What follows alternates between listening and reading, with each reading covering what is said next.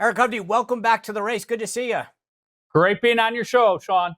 All right, I want to play for folks. You have probably one of the most creative ads this cycle. I want people to see what we're talking about. Let's play the ad, and then I want to get you to react. Meet Eric Hovde, the worst person in human history. He hates puppies, rainbows, football, and ice cream. He once said Santa should be arrested for breaking and entering. He owns a home in Transylvania because he's really a vampire and wants to suck your blood. And if he's elected to the Senate, he will make everyone wear purple and force kids to eat nothing but asparagus and Brussels sprouts. What a jerk. Whenever I turn on the TV, I have to laugh at the latest attacks on me. But what else should you expect from a career politician like Tammy Baldwin when she can't run on her record? She doesn't want to talk about voting no against cutting taxes on Social Security benefits, or giving illegal immigrants taxpayer-funded checks, or forcing girls to compete against guys in high school sports. Her record is radical, extreme, and wrong. I'm Eric Hovde. I approve this message. It's time for a change. Okay, so talk to me about what the idea behind that, because I watched it and initially. The reaction is this really his ad? And then, I got the joke about 10 seconds in, but what made you want to go with that tactic? Because if you've watched Senator Baldwin's whole campaign, it has been trying to get the people of Wisconsin to hate me. She hasn't ran on any issue. She's not talking about the economy. She's not talking about the border. She's not talking about our failing healthcare system, about housing being unaffordable, about the fact that, we're choking in debt. All it is trying to make up crazy things like, I think farmers are lazy. I don't think older people should vote. I want to take away their Social Security. She actually ran an ad attacking me being against single moms, which is interesting because I married a single mom and I have housing for single moms in Wisconsin. So look, her whole campaign has just been one lie after another after another. And so they've defined me as the jerk from California, or the California jerk, which is also priceless because I'm a fourth generation Wisconsinite, born here, raised here, live here, pay my taxes here, vote here. And I've spent a lot more time in my state in Wisconsin than Senator Baldwin ever has. So that's why I ended up doing it. You got to have some humor, and everybody's had a good time laughing at the ad. I was going to say that the own the home in Transylvania. Although I will say, from what I understand, working for Reince Priebus, if you say you hate football, that's probably equal to making kids eat asparagus and broccoli somewhere in there. Yeah, look, you Packers fans. Packer fans. So. Yeah. Sean, you know what's so bad? I just was told yesterday that they have an ad saying that I want to ban beer. I don't even know. I don't know how they even come up with this crazy stuff. It must be a digital ad. I like beer. I like my drinks. It's very Brett Kavanaugh of you. I like beer. Bourbon old fashioned. The thing that's interesting to me is I did this live show Sunday night, and we're going through the ground game efforts in every one of the battleground states, and the folks in Wisconsin were saying they don't see Tammy Baldwin. And I thought that was amazing. Is that, for her to make accusations against you, from what I understand, she has not been out on the campaign trail much. She's running the same kind of strategy that Biden did in 20, or Kamala Harris has up until the last couple of weeks, which is non-existent. She does staged events. She barely deals with the press at all. She's ran from every debate. I'm only getting one debate on Friday night, this coming Friday. Early voting has already started. Mail-in voting has been undergoing for a week. She doesn't want to stand out in front of people and address their questions or reporters' questions, even though the press is so much more favorable to her. But I even think it's starting to get them upset because she's just been non-existent, and she thinks she can just fly under the radar. But that's how she's always ran campaigns. She's run them from the standpoint of, I'm Tammy, I'm a moderate in most of the parts of the state other than here in Madison, which is progressive left. And as you and I both know, she's one of the most progressive left senators and votes for every crazy thing. She's a rubber stamp for the hard left part of the party. The Senate Leadership Fund.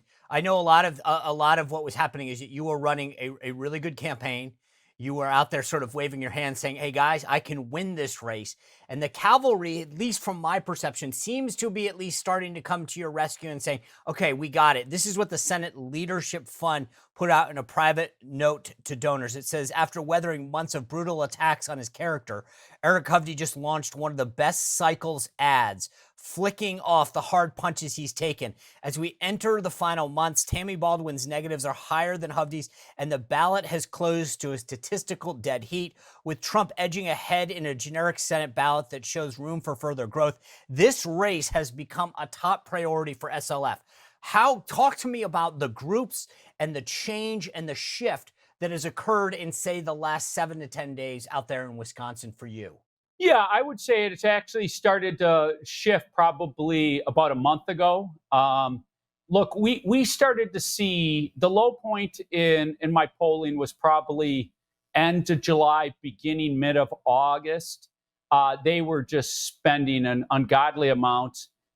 We kind of pulled back on spending because we were looking, the last couple months going into it, and I was hoping that other groups would start showing up, but finally, I think they went too negative. I kept focused on issues that matter to people. And I think our ad campaign really started separating and calling her out for who she really is. And I think a lot of the state is starting to wake up to Senator Baldwin. And obviously what also happened in July and August was that bump for Kamala Harris. And that has clearly faded. Look, I think President Trump is probably, they say he's up a point or two. My guess it's a couple points more because President Trump always underpolls in Wisconsin worse than any state. Look, I feel really good where things are going. We're getting the message out. I'm doing interviews with everybody. I'm not ceding any territory. That's what I said from the get-go. My first stop was in the Black community in Milwaukee. I've been in the Hispanic communities, Black churches, Hispanic churches. I'm fighting on college campuses. I was just on a college campus last night giving a speech. So, too often Republicans let the Democrats play on the entire territory and they only play in their lanes. And that's wrong. I mean, we've got to make a shift. Ronald Reagan, broad tent, bring as many people into our party. And that's what we need to do. And I think that's happening. And I'm really glad to see that President Trump, think when he went down to Atlanta and went into the Black community and the reaction he got. We've got to do more of that. And every Republican has to. We mentioned the outside groups. You mentioned early voting. Talk to me about who's in the state and how it's going. In other words, early vote, absentee vote. What are you guys seeing? Look, right now, we're seeing a nice uptick for Republican early voters. Tracking better than we would have hoped, and not as good for Democrats. I'm telling you, I think the momentum's on our side, and I feel really good about it. Look, there's a number of outside groups. I don't really follow all of it, but there's 2 or 3 outside groups that are doing door knocking outside of the county parties and the state party. So there's a lot of energy on our side. That's one thing, that's for sure. Look, Sean, I've given, 200-300 speeches, probably 300 or more. I've met with so many people. There is such a desperation by so many people. They're so worried about this country, about their economic well-being. A lot of people are hanging on by their fingernails, and it's wrong. We've got to restore this wonderful country of ours. When I talk to pollsters, to a T, every one of them says the most difficult state in the country to poll is Wisconsin. Mm-hmm. So how do you get a sense? Is it just a gut? Is it going to events? How do you get a good sense of where the race is? Or do you actually have, do you have confidence in your polling? Do I think polling can help and give a range? Absolutely. But fundamentally, I think polling has been broken for a while. It's really hard to poll people on a cell phone. Number 2, the left is more engaged. Think of who most Democratic voters. They are public employees, and big corporate employees, and that's about 50-50, who are Republican employees. And I'm talking in a generalization, obviously. It's largely private sector, small, mid-sized business, and again, about 50-50 with big corporations. So when you're working for a small, mid-sized business and you're in the private sector, you're running a lot, and a lot of people don't have time, aren't interested in getting polled, where I think Democrats are a little more energized on the polling side. But there's another dynamic in Wisconsin, and people always like, why is it so? Why does President Trump underpoll so much? And it's real simple. It's one answer. It's called Dane County. It's where I'm from, Madison. Madison's the state capital. It's the university capital. It's the belly of the beast of the progressive left. So if somebody calls you or texts you, are you voting for President Trump? You're not going to tell them I'm voting for President Trump if you don't know that person. You're worried somebody's going to come egg your house or key your car or do something to you. So and yet Dane County is the second most Republican vote. So you underperform there. And then, we've got a lot of farmers in our state. And, farmers work hard. They get up early. They pretty much have their breakfast. They go out onto their farm. They work until 6 o'clock or 7 or later. And they come home. They're exhausted. They're not sitting and answering a 40-question poll. So those are the reasons why I think Wisconsin is a hard place to poll. You mentioned farmers and the issues that concern them. Are there things that are flying below the radar issue-wise in Wisconsin that we're not hearing about? Look, I've been on so many farms, and they all talk about regulations. I've been in a lot of factories, businesses. They all say the same thing. The regulatory state is choking them, and they're all very concerned about WOTUS, Waters of the United States, which would have crushing impact on a lot of farms. I mean, it would basically say a pond on a farm is going to be regulated like a navigable waterway. So it's insane. And it's just, the green energy initiatives, all of that. So that's a big issue. I'd say the other issue, but I think this is happening everywhere. It's just becoming very, a big topic. And that is what the Biden administration is pushing, which Senator Baldwin's fully behind this. And that is using the Department of Education to try to change Title IX to require schools to allow guys to play in girls' sports and go into their bathrooms and locker rooms. And if they don't accept those changes, Department of Education said they're going to withhold funds. I've even heard Department of Agriculture says they're going to withhold school lunch funds. Now, think of how insane that is. I mean, first of all, where do they get off holding taxpayer dollars that, it's our taxes in our local communities that go to Washington? Now they're not going to give them back. And how insane it is to try to push that radical agenda, which most people do not support. So I'd say those are probably two issues that, are definitely talked about that you don't hear a lot in the press. Interesting. The other demographical issue that at least is a big issue for the presidential race is how Kamala Harris is underperforming with men, young men in particular, Black men in particular, Latino men. You're there, you mentioned in Madison, University of Wisconsin's there, big city. Talk to me about demographics. Let's start with just men in general. Is that something that you're out there seeing in terms of a gender gap? Oh, 100%. There's not even a question about it. If you talk about the big difference in this race, it's where men are versus women. Obviously there's guys that will vote Democrat and there's women that, will vote Republican. But that is the big difference. Now, as it pertains to the Black community, I've been saying this for, 6 or 7 months. I think, older Black people will generally stay with the Democrats. A good chunk of women will, but young Black men are hemorrhaging out of that party. In the Hispanic population, that's a shift across the board, to be honest with you. It's not just men. It's women and men, probably a little bit more men. And college campuses, wow, yeah, that's a very distinct difference.